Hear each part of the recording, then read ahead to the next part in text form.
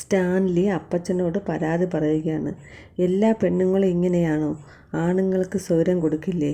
വേണ്ടാത്ത കാര്യങ്ങളിലൊക്കെ പോയി ഇടപെട്ട് ഇങ്ങനെ പ്രശ്നമുണ്ടാക്കിക്കൊണ്ടിരിക്കുമോ? അപ്പച്ചൻ്റെ ചിന്നമ്മ ഇങ്ങനെയായിരുന്നോ?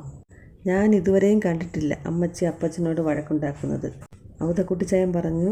പുറമേ കാണിക്കുന്നില്ലെന്നേ ഉള്ളൂ. പക്ഷേ രാത്രി കിടക്കാൻ വരുമ്പോൾ ചിന്നമ്മ എല്ലാ പരാതികളും എൻ്റെ അടുത്ത് പറയും.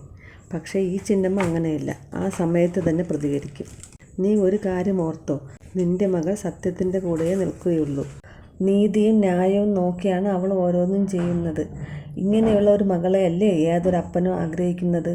പക്ഷേ അവളിപ്പോൾ പറയുന്നത് എന്താണെന്ന് അറിയാമോ? അവൾക്ക് ഈ അടുക്കള ഭരണം ഏൽപ്പിച്ചു കൊടുക്കണം, എന്നിട്ട് അതിൽ നിന്നുണ്ടാവുന്ന ലാഭം അവൾക്ക് കൊടുക്കണം.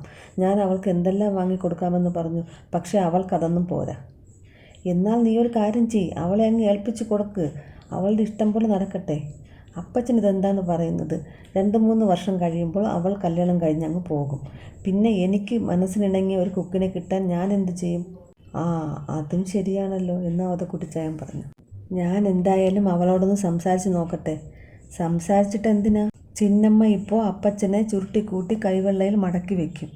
ഒന്ന് പോടാ എന്ന് പറഞ്ഞിട്ട് അപ്പച്ചൻ പോയി.